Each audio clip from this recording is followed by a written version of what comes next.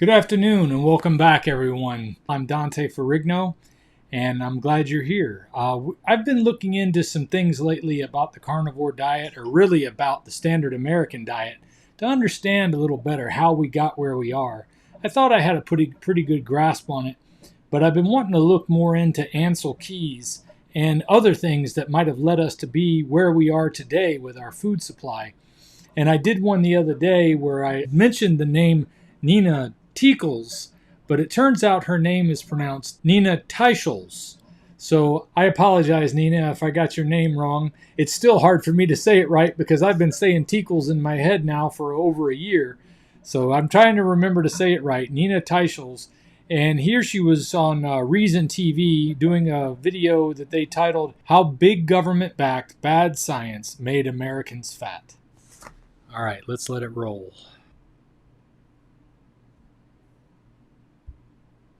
Should the government be involved in telling us what to eat? Given the track record that they have so far, you could really make a pretty plausible argument that they've done more harm than good.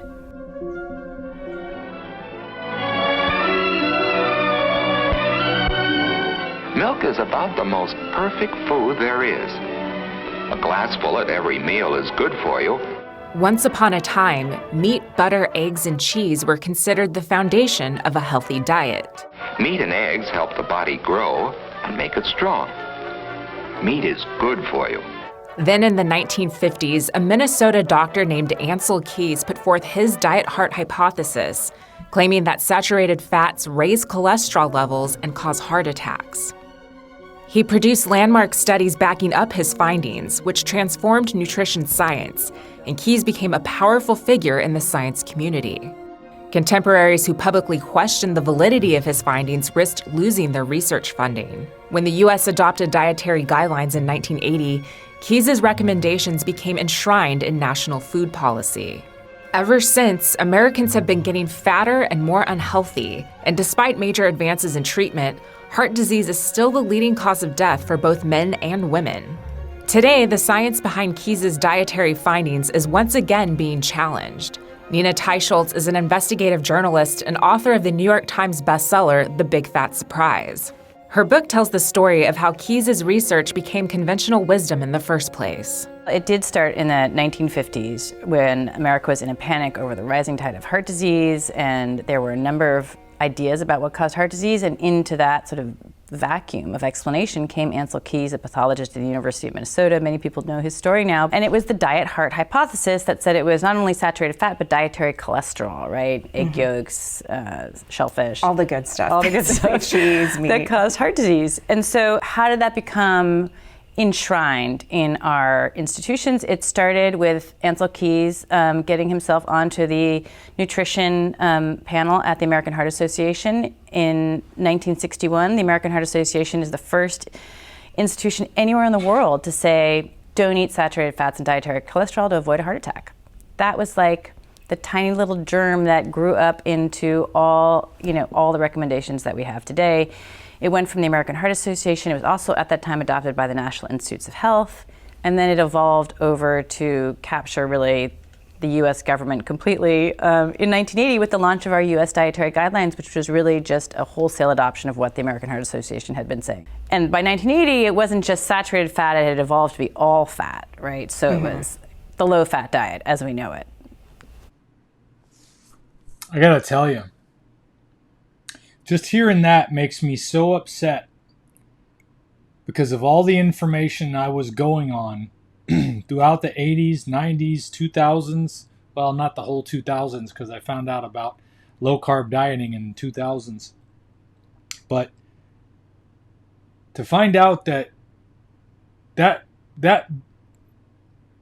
beginning for the low-fat craze came from one guy who fought anybody who dissented with him, which is always a bad sign when it comes to research.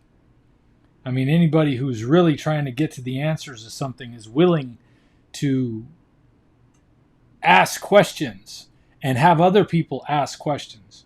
I mean, if you're afraid to question what you believe, then you're never going to know what you believe. You're just going to be pushing your agenda. which is essentially what it sounds like was happening there.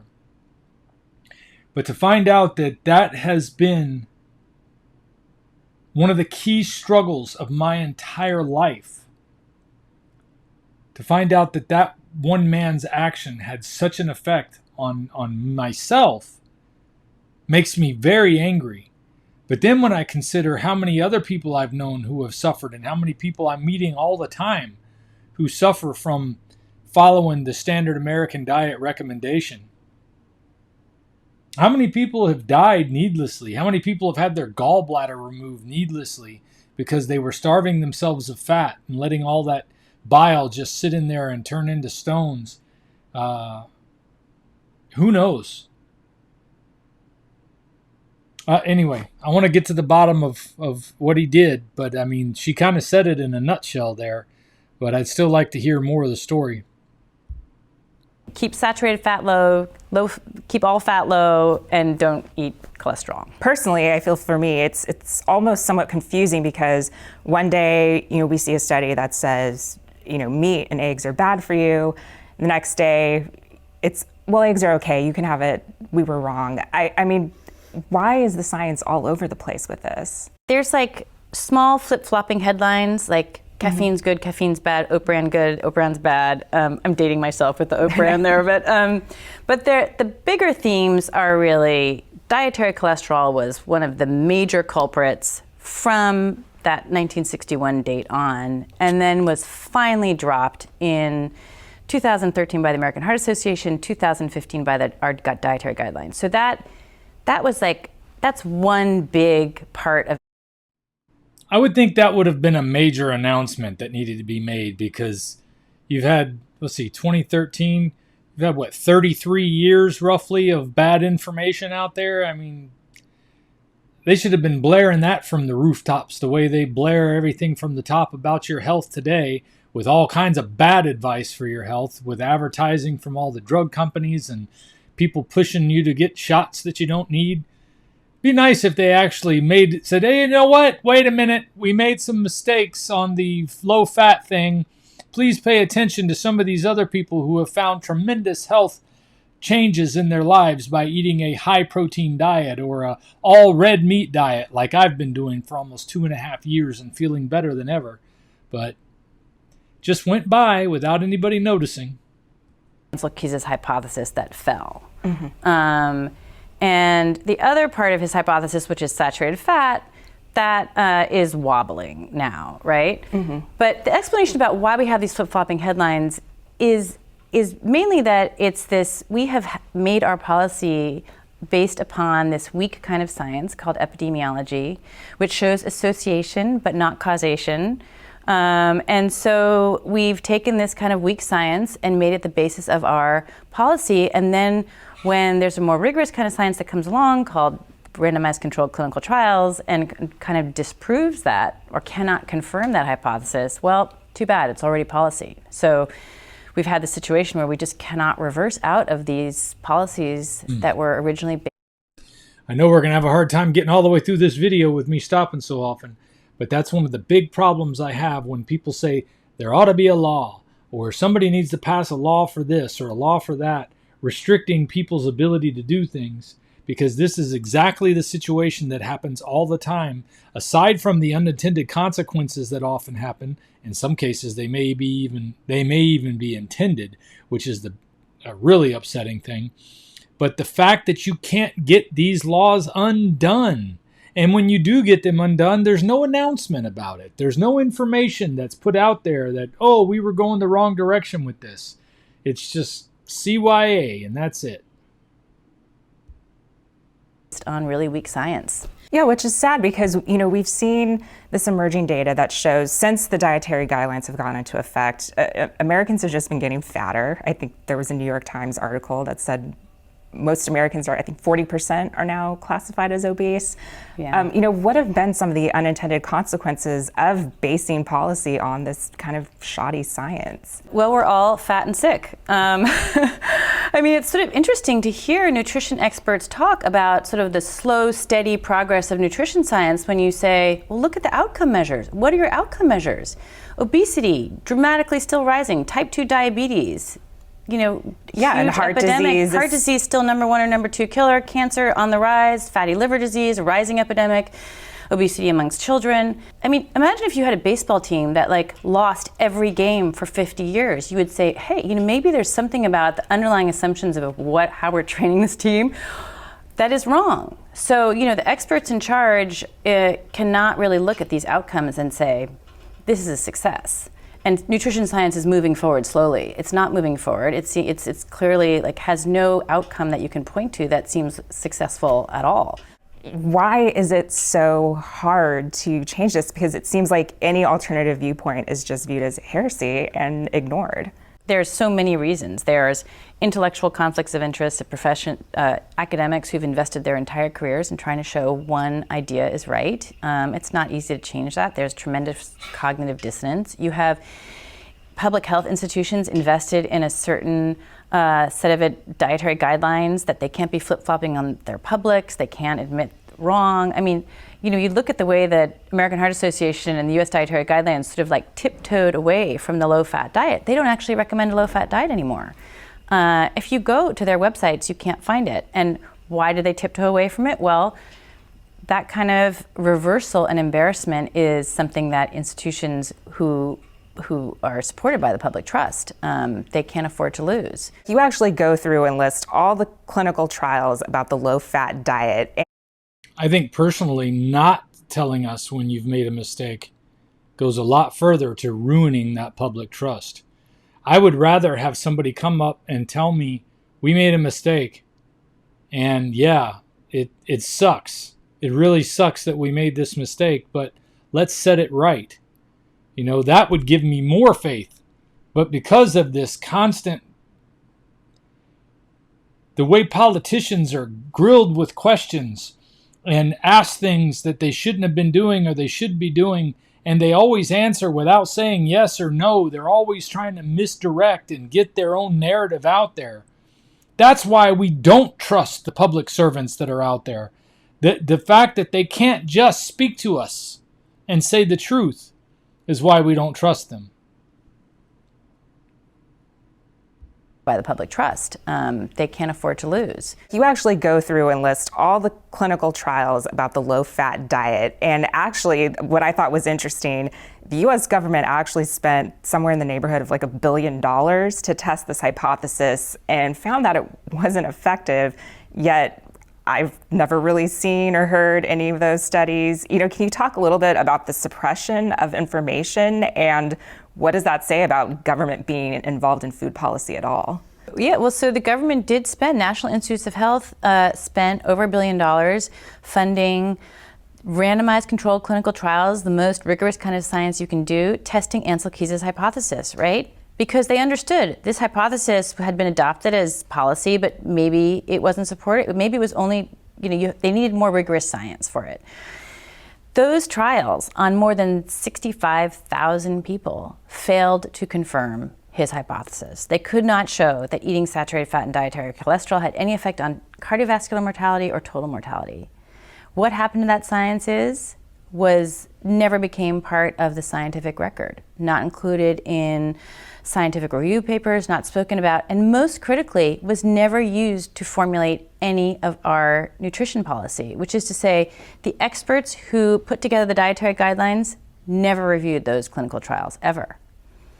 When I wrote about that fact for a story for the British Medical Journal, 180 scientists, including the entire Dietary Guideline Committee from 2015, all called for the retraction of that paper.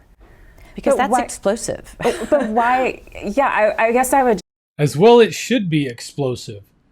That means they spent taxpayer money to find out if they were right. They found out they were wrong and didn't do anything about it. It's infuriating. Why are they so threatened by that? Because that seems like information that people should have had and that we need to know. It shows that the expert community and all of our our trusted public health institutions have ignored science, and they have been wrong about they basically ignored science and continued recommendations based on weak data that has made Americans fat and sick. So, I mean, who would want to own that legacy? I surely would not. So we know that saturated. And surely we want to assume that it is just because they wanted to protect their reputation, that they didn't tell us the truth about these things. But when you read the things that are being said by people that are members of the World Economic Forum and the whole Davos crowd out there, and when you listen to what Bill Gates and Klaus Schwab have said about population control and the need to reduce the population, and you also look at the money that they have been investing, at least since the 1970s with Schwab, and since the 1990s at the very least with Bill Gates, investing in our healthcare, investing in our food production system, with all the things that Gates has to say these days about what we should and shouldn't be eating, and what Schwab says about what we should and should be eating, you can't help but think that there was more than just protecting reputation in keeping this information obscure. It tends to make you want to wonder if they did this on purpose. Bad for your health, but what about things like LDL cholesterol that so many doctors focus on as being the culprit in heart disease? Yeah. So it's a little bit of a complex story. Saturated fats do raise your total cholesterol and your LDL cholesterol. LDL cholesterol is the bad kind that your doctor focuses on. But it turns out that changing your LDL cholesterol through, while it may work with statins and drugs, the diet experiments show that changing your LDL cholesterol with diet has no effect on your cardiovascular outcomes. So it just is true that that is not a factor when it comes to diet. LDL cholesterol is why saturated fats are still in jail today, right? Mm-hmm. And they focus on, I should say this is like short-term intermediate data rather than looking at the mortality, the long-term mortality data, which clearly shows, regardless of what's happening with your LDL cholesterol here, your mortality, you have same rate of mortality. It's not causing increased rates of mortality. That's the outcome you want to focus on, right? But the thing about saturated fats is also they raise your good cholesterol, your HDL. They're the most efficient way to raise your good cholesterol, which turns out to be a much better predictor of your long-term cardiovascular risk. So, the reason your doctor focuses on LDL, a cynic might say, is that they have drugs to prescribe for LDL. Industry tried to create drugs for your HDL, and they could never successfully do that. They could not figure out how to raise your HDL through drugs. So the cynic in me says that your doctor's prescribing is focusing on LDL because that's what they have a drug to prescribe. And saturated fats kind of get caught up in that whole model, that LDL model, but it just... That explains a lot. That explains a lot, really, the fact that they weren't able to come up with a drug to raise HDL. But they did come up with a drug that would lower LDL, and it gives them something to prescribe. I always try to default to the fact that people don't just have nefarious plans in mind, and they're not trying to lie to us to get us to buy something. But I don't know why I default to that. I guess it's because I expect that people will try to treat me the way that I would treat them. But my experience is they keep treating us badly, and we just have to give those things to the Lord and at the same time expose the truth when we can. And when I went to my doctor and she saw my LDL was in the 90s, my HDL was in the high 80s, which was technically high, but she said no worries because that's a great sign for cardiovascular health. And then she saw that my triglycerides were technically low. I think they were like 27 or something like that. You'd have to go back and watch my most recent blood work video, which was a couple months ago. But she was like, wow, we just don't see these kind of numbers, especially in men. And all I could say was, well, all I eat is red meat. And that's what's made all the difference for me. My HDL or my LDL has been higher in the past than it was this past time, but it wasn't so high that it was a concern even then. It was 110, and she was like, oh, no, that's fine with your overall metabolic health. She was looking at my waist size and my weight and my height, And comparing those things and looking at how well I was able to breathe and checking my blood work and all of that stuff. And thankfully, I had somebody who was willing to tell me, no, you're healthy. And I know a lot of doctors out there won't say that when they have the opportunity to say, oh, your LDL is high, because one of the first things they're willing to do is jump on a statin for you. And then I've known some people whose LDL is really high eating a diet like this, but they're not actually having any medical issues from having that high LDL. They're doing great. One person I could think of in general, at least I haven't checked with him in a while in it, is Aaron Kilby over on his YouTube channel. I can't remember what his YouTube channel is called, the Kilby Diet or something like that. But anyway, he's a good example of somebody who had high LDL numbers, and it perplexed him and upset him at first.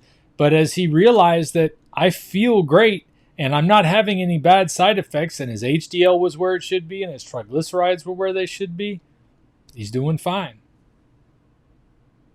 Out that through diet, the diet's effect on LDL is not significant for your cardiovascular outcomes. We look at policy, but beyond that, we've seen government efforts to ban trans fats. The new thing now is to push these laws taxing soda. Do you think that influences health at all? I think that government made a big mistake with the dietary guidelines. Yeah. It told all Americans to eat a high grain diet. This is what most plausibly what made America fat and diabetic. That's the big mistake. These smaller efforts around the margins, soda bans, soda taxes, really they might do a little something, but the major mistake is at the foundation of our dietary guidelines, that big bottom slab of the food pyramid. That was the major mistake.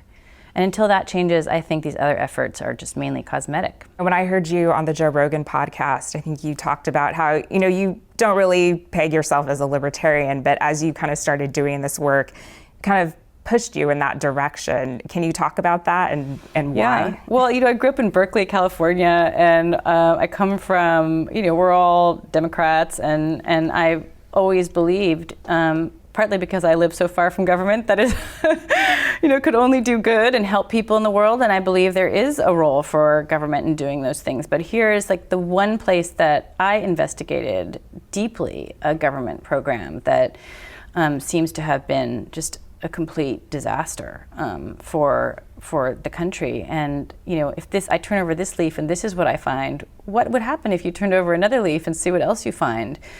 So I think I've become more distrustful of government programs like this. You see in Washington, who's in Washington, lobbying government. It's all the corporations. There's no place for, citizens are not there, or they're not represented as well, or they're not as organized, or they're not as well funded. So who wins out in influencing government is corporate America. Do you see The 9 most dreaded words in the English language are, I'm from the government and I'm here to help. Because every time the government comes to help us with something, they wind up making the problem worse. All you got to do is look at education and healthcare over the past 30 years. It used to be you could go to the doctor if you broke your arm or broke your leg or your kid had an accident climbing a tree, and it didn't cost you a quarter of your year's income to get that taken care of.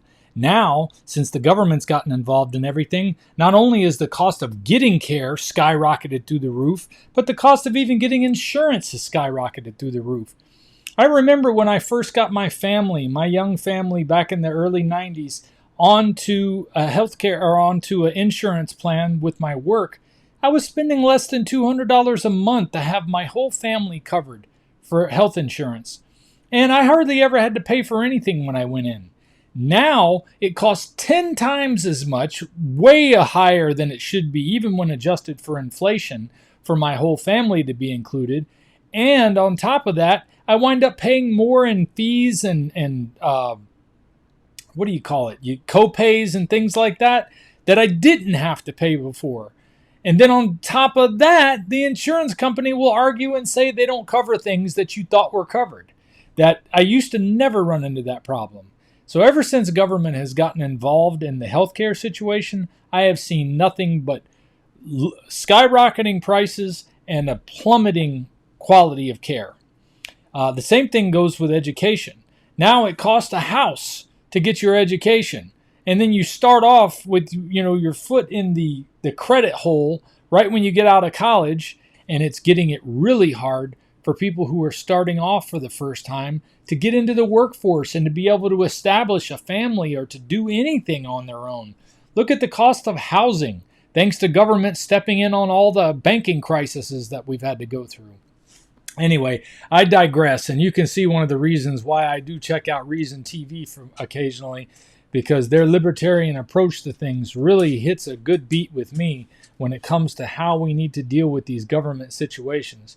Not all of the Libertarian Party lines up with what I believe, but the libertarian thought that was kind of Ayn Rand's philosophy has really been an eye-opener for me in all the time that I have studied government and history and economics. So, anyway, let's continue and finish this video. Demand side type solution to this, where people are just going to try different things and experiment with their own diet, find out what works for them, independent of what government tells them what to do. So that is what we see happening, right? You see, and everybody, it's unlike, say, environmental policy where, in diet and nutrition, everybody can do their own N=1 experiment, right? You can go on a different diet, see if it works for you. And then you have your own data, your own observations. You can't do that in other forms of policy, right? So everybody has the ability to sort of find their own truth, right? But the reason that I don't think that will be a complete solution is that this top-down nature of the control that the dietary guidelines exert over America is so much more extreme than I had realized when I even just a couple of years ago when I started looking into this. They control all the feeding assistance programs that come out of the USDA, school lunches, feeding programs for the elderly. Military. They control military rations. They control, what every doctor, dietitian, nutritionist, nurse on the front lines, all healthcare practitioners just kind of download the guidelines and deliver them to people. K through 12 nutrition education. They control the food supply through what can be said called healthy on a food package. All cattle has been bred to be lean. All milk is lean, low-fat products. All of that comes from the guidelines. Since these guidelines are so important, can you talk about your work with the Nutrition Coalition and what your mission is there? So this group, It's funny how she talks about that everything is designed to be lean now, and that's where part of the problem is, and I see that too. Even when I ask the meat processors at Publix and places like that, don't trim the fat off my steaks, sometimes I have to say, wait, you trimmed the fat. And he thought, I didn't think you meant for me not to trim any fat. And I'm like, no, don't trim any fat. I want all the fat. And then they would kind of scoff at me like, well, what's wrong with you? How come you're not like everyone else? So because I got it figured out and I know what's making my body healthy. Lean, low-fat products. All of that comes from the guidelines. Since these guidelines are so important, can you talk about your work with the Nutrition Coalition and what your mission is there? So this group, a nonprofit group that I started in Washington, D.C., it's an educational group. We accept no industry funding of any kind or any interested industry. Our goal is to educate people about how the dietary guidelines have not been successful, why they've not been successful, and to bring this alternative viewpoint to policymakers and public health experts. It was shocking to me when I started going to Washington, nobody had ever heard of any of these ideas. There's the really dominant view is that the dietary guidelines are good, they're the gold standard, they're based on good science, and the reason that America is fat and sick is that America has failed to follow them. Which we know is not true. Right, well, that's when I started looking at the data. Is it true we failed to follow them? By every food category you can find, we have faithfully, dutifully followed the guidelines. Meat is down, animal fats are down, butter is down, eggs are down. We consume more fruits, more vegetables, more grains, more vegetable oils. All of that since 1980 is up. In every category you can find. And also in terms of macronutrients, right? 30% increase in carbohydrates since 1965. And we've dropped our consumption of fat, and our saturated fat has gone down since the guidelines by 17 or 18%. So we've really done a good job of following the guidelines. And the story you can tell about us not following the guidelines is that they keep increasing the quotas, like eat more fruits, eat more vegetables. It's like Americans are going in this direction, but we just can't quite get there. But it hasn't worked so far. So we see that the USDA is starting the process for the 2020 dietary guidelines, and they've actually opened up for public comment. Can you talk about the significance of that? The USDA is, for the first time ever, they decided to start the I wanted to see real quick how long ago. Oh, this was 5 years ago. That explains a little bit. For the dietary guidelines by, instead of reviewing all the science, they said we're going to select some fields, and I guess this is sort of wishful thinking on my part, but we're going to select some topics on which we think the science, our guidelines may not reflect the latest and best science. And incredibly, in that relatively short list is included the low carbohydrate diet and saturated fats, which are certainly areas where the guidelines do not reflect the science. So they opened this up for public comment, and that was also unique and I think uniquely transparent move. One more reason why it seems like they're doing it on purpose, whether it's to support the companies that pay for all of the FDA approvals, or if it's the influence of other people who want to see you sick, or worse. I think that my sense is that the USDA actually wants to see policy change, but they want to do it in a way that is transparent and good science. So is there actually any hope for food policy change? I think so, actually. I think there is. I think that the universe of scientists, doctors, and experts who are willing to step up now and talk about the changing understanding of the science has really shifted over the last few years. You see an increasingly vocal, more and more experts are willing to talk out about the science. And so I think that that will support change. I really do.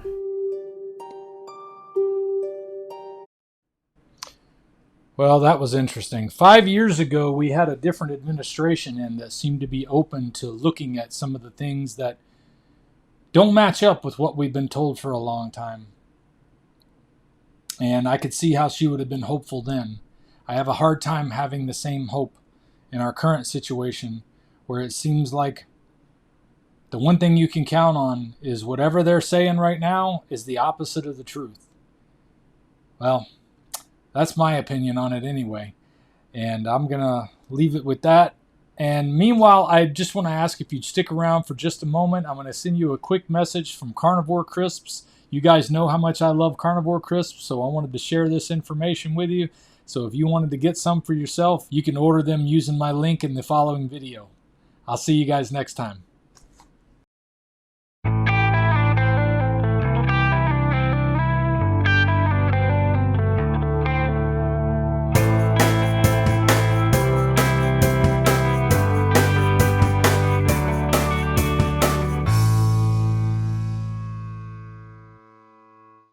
If we pay extra, could we maybe get some grease or fat?